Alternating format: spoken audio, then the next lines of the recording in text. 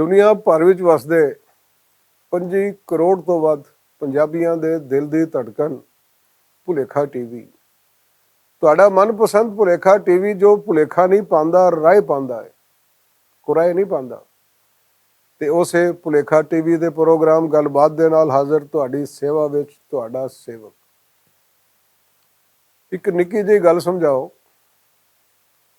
ਇਹ ਵਾਇਰਸ ਤੇ ਫੈਸ਼ਨ ਦੇ ਵਿੱਚ ਕੀ ਤਾਲੁਕ ਹੈ? ਇਹ ਸਵਾਲ ਮੈਥੋਂ ਮੇਰੇ ਬੇਲੀ ਨੇ ਕੀਤਾ, ਮੈਂ ਤੁਹਾਡੇ ਤੋਂ ਕਰ ਰਿਹਾ ਹਾਂ। ਬੇਲੀ ਨੇ ਸਵਾਲ ਕੀਤਾ ਤੇ ਮੈਂ ਬੜੇ ਗੌਰ ਨਾਲ ਉਹਨੂੰ ਵੇਖਿਆ। ਮੈਂ ਕਿਹਾ ਯਾਰ ਤੇਰਾ ਥੋੜਾ ਜਿਹਾ ਇਹਨੂੰ ਦੁਹਰਾਉਣ ਦੀ ਕੋਸ਼ਿਸ਼ ਕਰ। ਉਹਨੇ ਦੱਸਿਆ ਕਿ ਮੈਂ ਕਿਸੇ ਜ਼ਮਾਨੇ ਦੇ ਵਿੱਚ ਡਾਊਨਟਾਊਨ ਦੇ ਅੰਦਰ, ਜਦੋਂ ਕਿ ਮੈਂ ਡਾਊਨਟਾਊਨ ਦਾ ਪ੍ਰਿੰਸ ਹਾਂ, ਮੈਂ ਇੱਕ ਫੈਸ਼ਨ ਸਕੂਲ ਬਣਾਇਆ ਤੇ ਬੱਚਿਆਂ ਨੂੰ ਦੱਸਦਾ ਰਿਹਾ ਕਿ ਫੈਸ਼ਨ ਡਿਜ਼ਾਈਨਿੰਗ ਕੀ ਹੁੰਦੀ ਹੈ। ਉਹਦੇ ਵਿੱਚ ਸਿਆਸੀ ਲਿਹਾਜ਼ ਨਾਲ ਵੰਡ ਕੀਤੀ ਕਿ ਅਯੂਬ ਖਾਨ ਦੇ ਜ਼ਮਾਨੇ ਦੇ ਵਿੱਚ ਇਹ ਫੈਸ਼ਨ ਰਿਹਾ ਔਰਤਾਂ ਦਾ, ਭੱਟੋ ਬਾਦਸ਼ਾਹ ਦੇ ਜ਼ਮਾਨੇ ਦੇ ਵਿੱਚ ਇਹ ਫੈਸ਼ਨ ਰਿਹਾ ਔਰਤਾਂ ਦਾ। ਉਸ ਤੋਂ ਬਾਅਦ ਦੇ ਜਦੋਂ ਅਦਵਾਰ ਆਏ ਨੇ, ਜਦੋਂ ਜ਼ਬਰਦਸਤੀ ਇਸਲਾਮਾਈਜੇਸ਼ਨ ਆਪਣੇ ਹਿਸਾਬ ਦੀ ਕਰਨ ਦੀ ਕੋਸ਼ਿਸ਼ ਹੋਈ, ਤੇ ਉਸ ਦੌਰ ਦੇ ਵਿੱਚ ਫੈਸ਼ਨ ਇਹ ਰਹੇ ਨੇ। ਤੇ ਗੱਲਾਂ ਦੇ ਵਿੱਚੋਂ ਗੱਲ ਨਿਕਲੀ ਤੇ ਮੈਨੂੰ ਕਹਿੰਦਾ ਯਾਰ ਇਹ ਤੇ ਦੱਸ, ਇਹ ਫੈਸ਼ਨ ਤੇ ਵਾਇਰਸ ਦਾ ਆਪਸ ਦੇ ਵਿੱਚ ਕੀ ਤਾਲੁਕ? ਹੁਣ ਗੱਲ ਮੇਰੇ ਉੱਤੋਂ ਦੀ ਲੰਘ ਗਈ, ਆਪੇ ਲੰਘਣੀ ਸੀ। ਇਸ ਲਈ ਕਿ ਫੈਸ਼ਨ ਤੇ ਬਜਾਤੇ ਖੁਦ ਇੱਕ ਵਾਇਰਸ ਹੈ। ਤੁਸੀਂ ਜੇ ਗੌਰ ਨਾਲ ਦੇਖੋ, ਐਨਕਾਂ ਲਾ ਕੇ ਦੇਖੋ, ਕੰਟੈਕਟ ਲੈਂਸ ਲਾ ਕੇ ਵੇਖੋ, ਸੋਚ ਵਿਚਾਰ ਨਾਲ ਵੇਖੋ ਤੇ ਪਤਾ ਲੱਗ ਜਾਏਗਾ ਕਿ ਜਿਹੜਾ ਫੈਸ਼ਨ ਅਸੀਂ ਸਮਝਦੇ ਹਾਂ ਕਿ ਸਾਡਾ ਅੱਜ ਦਾ ਮਾਡਰਨ ਤਰੀਨ ਫੈਸ਼ਨ ਹੈ, ਇਹ ਫੈਸ਼ਨ ਜੇ ਪਿੱਛੇ ਨਜ਼ਰ ਪਾ ਕੇ ਵੇਖੋ ਤੇ 40-50 ਸਾਲ ਪਹਿਲੇ ਦਾ ਨਜ਼ਰ ਆਏਗਾ ਜਾਂ 100 ਸਾਲ ਪਹਿਲੇ ਦਾ ਨਜ਼ਰ ਆਏਗਾ। ਤਾਈਓ ਅਮਰੀਕੀਆਂ ਨੇ ਆਪਣੇ ਫੈਸ਼ਨ ਨੂੰ ਦਿਹਾਈਆਂ ਵਿੱਚ ਵੰਡ ਲਿਆ ਹੈ ਕਿ ਇਹ 60s ਦਾ ਫੈਸ਼ਨ ਹੈ, 50s ਦਾ ਫੈਸ਼ਨ ਹੈ, ਇਹ 70s ਦਾ ਫੈਸ਼ਨ ਹੈ। ਇਸ ਹਿਸਾਬ ਦੇ ਨਾਲ ਤੇ ਅਸੀਂ ਇਸ ਨੂੰ ਕਿਸ ਹਿਸਾਬ ਨਾਲ ਵੰਡ ਸਕਦੇ ਹਾਂ? ਇਸ ਲਈ ਕਿ ਜੇ ਹੁਣ ਗੋਡਿਆਂ ਤਾਈਂ ਕਮੀਜ਼ ਹੋਵੇ ਤਾਂ ਸਾਡੀ ਕੋਸ਼ਿਸ਼ ਹੁੰਦੀ ਕਿ 4 ਗਿਰਾ ਕੱਪੜਾ ਬਚਾ ਲਓ, ਕਮੀਜ਼ ਉੱਚੀ ਸਵਾ ਲਓ, ਕਿ ਸਾਡਾ ਫੈਸ਼ਨ ਸਾਡੀਆਂ ਮਜਬੂਰੀਆਂ ਦੇ ਨਾਲ ਜੁੜਿਆ। ਮੈਂ ਬੇਲੀ ਨੂੰ ਆਖਿਆ, ਮੈਂ ਕਿਹਾ ਯਾਰ ਤੂੰ ਮੈਨੂੰ ਇਹ ਸਮਝਾ ਕਿ ਫੈਸ਼ਨ ਦਾ ਵਾਇਰਸ ਜਿਹੜਾ ਹੈ, ਫੈਸ਼ਨ ਦਾ ਤੇ ਵਾਇਰਸ ਦਾ ਕੀ ਤਾਲੁਕ ਹੈ? ਮੈਨੂੰ ਤਾਂ ਇੰਝ ਸਮਝ ਆ ਰਹੀ ਹੈ ਕਿ ਜਿਹਨੂੰ ਫੈਸ਼ਨ ਦਾ ਵਾਇਰਸ ਲੱਗ ਜਾਏ ਉਹ ਨਾ ਆਪਣਾ ਰਹਿੰਦਾ, ਨਾ ਘਰ-ਬਾਰ ਦਾ ਰਹਿੰਦਾ, ਨਾ ਦੀਨ ਦੁਨੀਆ ਦਾ ਰਹਿੰਦਾ, ਨਾ ਕਿਸੇ ਜੋਗਾ ਰਹਿੰਦਾ। ਉਹ ਫਿਰ ਫੈਸ਼ਨ ਹੀ ਕਰਦਾ ਰਹਿੰਦਾ। ਉਹ ਕਹਿੰਦਾ ਨਹੀਂ ਯਾਰ ਤੇਰੀ ਗੱਲ ਜਿਹੜੀ ਹੈ ਨਾ ਬੜੀ ਐਵੇਂ ਜਿਹੜੀ ਹੈ ਨਾ ਕੋਈ ਸਮੁੰਦਰ ਦੀਆਂ 2-4 ਉਤਰੀਆਂ ਤਹਿਵਾਂ ਦੇ ਤੱਕ ਹੈ, ਜਿਹੜੀ ਥੱਲੋਂ ਡੂੰਘ ਦੇ ਵਿੱਚ ਜਾ, ਡੂੰਘ ਸਮੁੰਦਰ ਤੈਨੂੰ ਲੱਭੇਗਾ ਕਿ ਮੇਰੇ ਕਹਿਣ ਦਾ ਮਤਲਬ ਕੀ ਹੈ। ਮੈਂ ਕਿਹਾ ਯਾਰ ਇਹ ਡੂੰਘ ਸਮੁੰਦਰ ਜਾਣ ਦਾ ਕਸ਼ਟ ਮੈਂ ਜ਼ਰੂਰ ਕੱਟਣਾ, ਜੇ ਤੂੰ ਆਪੇ ਹੀ ਦੱਸ ਦੇਵੇਂ ਤੇ ਬਿਹਤਰ ਨਹੀਂ। ਉਹ ਕਹਿੰਦਾ ਕਿ ਸਾਡਾ ਫੈਸ਼ਨ ਹੁਣ ਸਾਡਾ ਫੈਸ਼ਨ ਨਹੀਂ ਰਿਹਾ। ਉਤਲੇ 7 ਸਮੁੰਦਰ ਪਾਰ ਦੇ ਲੋਕ ਜੋ ਚਾਹੁੰਦੇ ਨੇ ਸਾਡਾ ਫੈਸ਼ਨ ਉਹ ਕਰਾ ਦਿੰਦੇ ਨੇ। ਅਸੀਂ ਰਿਐਕਟ ਵੀ ਕਰੀਏ ਤੇ ਸਾਡੀਆਂ ਮਜਬੂਰੀਆਂ ਉਹਨਾਂ ਦੇ ਅੱਗੇ ਸੀਸ ਨਵਾ ਦਿੰਦੀਆਂ ਨੇ। ਮੈਂ ਕਿਹਾ ਯਾਰ ਗੱਲ ਬੜੀ ਤੇਰੀ 500-700 ਫੁੱਟ ਡੂੰਘੀ ਹੈ। ਗੱਲ ਫਿਰ ਸਮਝ ਨਹੀਂ ਆਈ, ਪੈਰਾਂ ਥੱਲੋਂ ਦੀ ਟੱਪ ਗਈ ਹੈ। ਉਹ ਕਹਿੰਦਾ ਵੇਖੋ ਸਾਡਾ ਫੈਸ਼ਨ ਕੀ ਸੀ? ਕੇਸ ਚੁੱਕੋ, ਬੁੱਕਲ ਮਾਰੋ ਤੇ ਪਹਿਲੀਆਂ ਨੂੰ ਟੁਰ ਜਾਓ। ਦਫ਼ਤਰ ਜਾਣਾ ਤੇ ਦਫ਼ਤਰ ਟੁਰ ਜਾਓ, ਬਲੇਟ ਕੇ ਕੁਰਸੀ ਥੱਲੇ ਰੱਖੋ ਤੇ ਬਹਿ ਜਾਓ।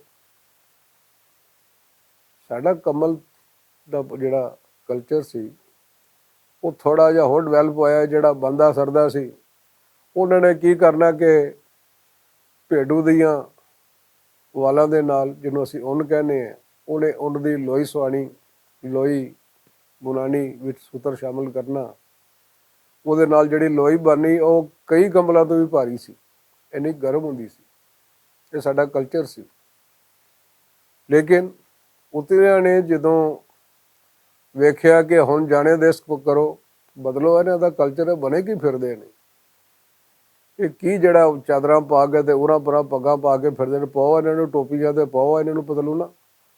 ਅੱਗੋਂ ਫਿਰ ਕੰਮ ਇਹੀ ਹੋਇਆ ਜੋ ਹੁੰਦਾ ਹੈ ਕਿ ਦੁਨੀਆ ਦੇ ਤਰੱਕੀ ਪਜ਼ੀਰ, ਪਸਮਾਨਦਾ ਤੇ ਗਰੀਬ ਮੁਲਕਾਂ ਦੇ ਵਿੱਚ ਲੋਕਾਂ ਦੀ ਆਪਣੀ ਹੈਸੀਅਤ ਸਿਰਫ ਹਿੰਸਿਆ ਜੋਗੀ ਰਹਿ ਜਾਂਦੀ ਹੈ।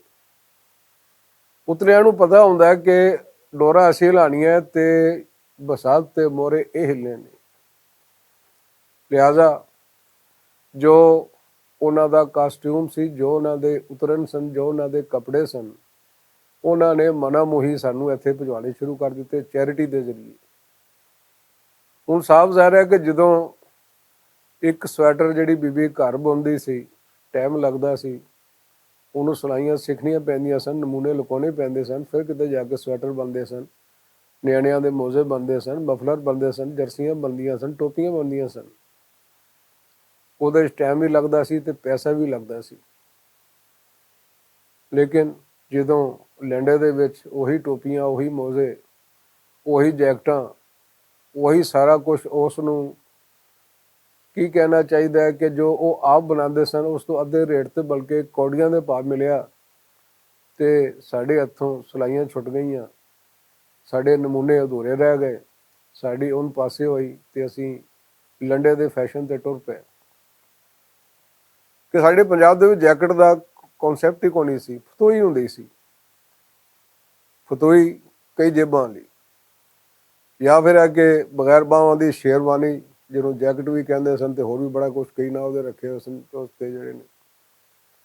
ਲੇਕਿਨ ਜਦੋਂ ਜੈਕਟਾਂ ਆਉਣੀਆਂ ਸ਼ੁਰੂ ਹੋਈਆਂ, ਲੰਡੇ ਦੇ ਰਾਹੀਂ ਕੋਟ ਆਉਣੇ ਸ਼ੁਰੂ ਹੋਏ ਤੇ ਸਾਡੀ ਮਜਬੂਰੀ ਬਣ ਗਈ ਕਿ ਅਸੀਂ ਉਹ ਨਹੀਂ ਸਵਾ ਸਕਦੇ ਤੇ ਰੇਹੜੀਆਂ ਤੋਂ, ਲੰਡੇ ਤੋਂ ਖਰੀਦ ਕੇ ਪਾ ਲਈਏ, ਉਹ ਫੈਸ਼ਨ ਅਪਣਾ ਲਈਏ। ਲਿਹਾਜ਼ਾ ਲੋਈ ਗਈ, ਖੇਸ ਗਿਆ, ਜੈਕਟਾਂ ਆ ਗਈਆਂ। ਹੁਣ ਜੈਕਟਾਂ ਜਦੋਂ ਆਈਆਂ ਤੇ ਇੱਕ ਵੇਲਾ ਸੀ ਕਿ ਨਿਆਣੇ ਵੀ ਨਿੱਕਰ ਪਾ ਕੇ ਬਾਹਰ ਨਿਕਲਦੇ ਸ਼ਰਮਾਉਂਦੇ ਸਨ ਤੇ ਹੁਣ ਛੋਟੇ ਤੋਂ ਲੈ ਕੇ ਬਜ਼ੁਰਗਾਂ ਤਾਈਂ ਲੰਮੀਆਂ ਲੰਮੀਆਂ ਨਿੱਕਰਾਂ ਪਾ ਕੇ ਬਿਲਾ ਧੜਕ ਔਰ ਬਿਲਾ ਖੜਕ ਜਿਹੜਾ ਹੈ ਉਹ ਸੜਕਾਂ 'ਤੇ ਘੁੰਮ ਫਿਰ ਰਹੇ ਹੁੰਦੇ। ਹੁਣ ਕਲਚਰ ਉਹਨਾਂ ਨੇ ਬਦਲਾਤਾ, ਸਾਡੀ ਮਜਬੂਰੀ ਸੀ, ਸਾਨੂੰ ਉਹ ਬਦਲਾਉਣਾ ਪਿਆ।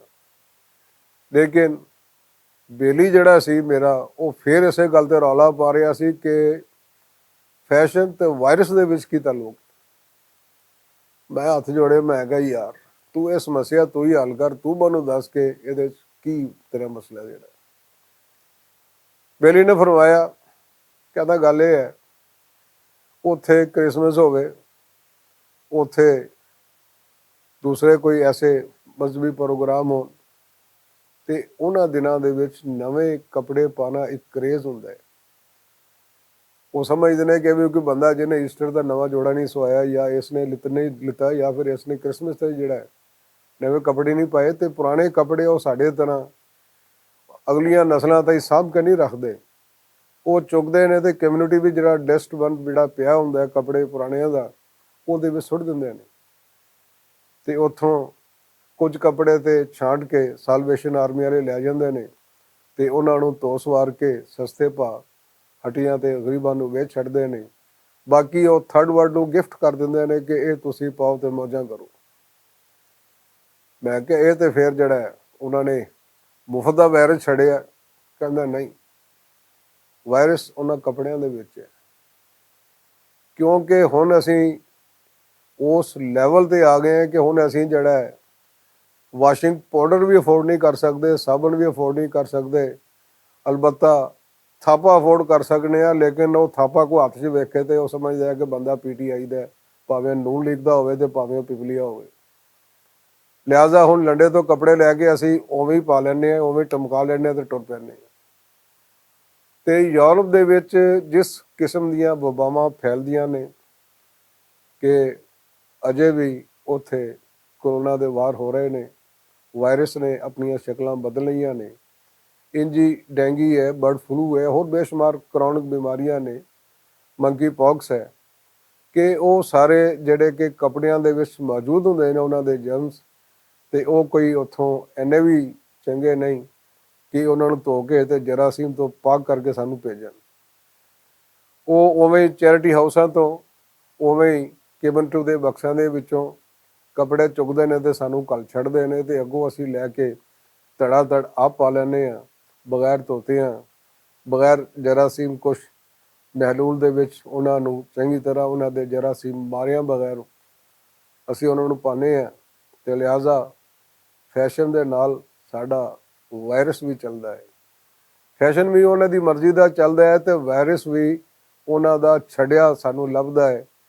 ਇਹ ਅੱਗੋਂ ਅਸੀਂ ਉਸ ਵਾਇਰਸ ਤੋਂ ਜਾਨ ਛੁਡਾਉਣ ਲਈ ਕੱਪੜੇ ਜਰਾਸੀਮ ਕੁਛ ਮਹਿਲੂਲ ਚੋਂ ਚੰਗੀ ਤਰ੍ਹਾਂ ਧੋ ਕੇ ਜਰਾਸੀਮ ਕੱਢ ਕੇ ਪਾਈਏ, ਜਾਂ ਫਿਰ ਸਣੇ ਵਾਇਰਸ ਦੇ ਪਾ ਲਈਏ, ਇਸਤਰੀ ਕਰਾ ਕੇ ਭਾਵੇਂ ਟੌਰ ਬਣਾ ਲਈਏ, ਅਤੇ ਅੰਦਰ ਜੋ ਕੁਛ ਇਸਤਰੀ ਨੇ ਅਸਤਰ ਲਾਣਾ ਹੈ ਉਹਦਾ ਖਿਆਲ ਤੁਸੀਂ ਆਪ ਸਮਝ ਲਓ। ਸਾਡੇ ਹਸਪਤਾਲਾਂ ਦੇ ਵਿੱਚ ਡੈਂਗੀ ਅਤੇ ਕਰੋਨਾ ਦੇ ਸਜੇ ਹੋਏ ਬੈੱਡ ਵੇਖ ਲਓ, ਤੁਹਾਨੂੰ ਸਾਰੀ ਗੱਲ ਸਮਝ ਆ ਜਾਏਗੀ। ਜੇ ਸਾਰੀ ਨਾਈ ਅੱਧ ਪਚਦੀ ਸਮਝ ਆਏਗੀ, ਜੇ ਅੱਧ ਪਚਦੀ ਵੀ ਸਮਝ ਨਾ ਆਈ, ਤੇ ਕਿਸੇ ਨਾ ਕਿਸੇ ਗੱਲ ਦਾ ਖੁਰਾ ਜ਼ਰੂਰ ਲੱਭੇਗਾ ਅਤੇ ਪਤਾ ਲੱਗੇਗਾ ਕਿ ਸਾਡੇ ਜਬਰੀ ਫੈਸ਼ਨ ਤੇ ਵਾਇਰਸ ਦੇ ਵਿੱਚ ਕੀ ਤਾਲੁਕ ਹੈ। ਗੱਲ ਨਿੱਕੀ ਜਿਹੀ, ਯਾਰ ਫਰੂਕਾ ਕੀ ਬਣੇਗਾ ਇਸ ਦੁਨੀਆ ਦਾ, ਮੈਨੂੰ ਤੇ ਕੋਈ ਸਮਝ ਨਹੀਂ, ਤੁਹਾਨੂੰ ਹੈ ਜੇ ਸਮਝੋ ਤੇ ਸਮਝਾਓ, ਕਹਾਣੀ ਬੰਨੇ ਲਾਓ। ਗੱਲ ਨਿੱਕੀ ਜਿਹੀ, ਯਾਰ ਫਰੂਕਾ ਕੀ ਬਣੇਗਾ ਇਸ ਦੁਨੀਆ ਦਾ, ਗੱਲ ਨਿੱਕੀ ਜਿਹੀ।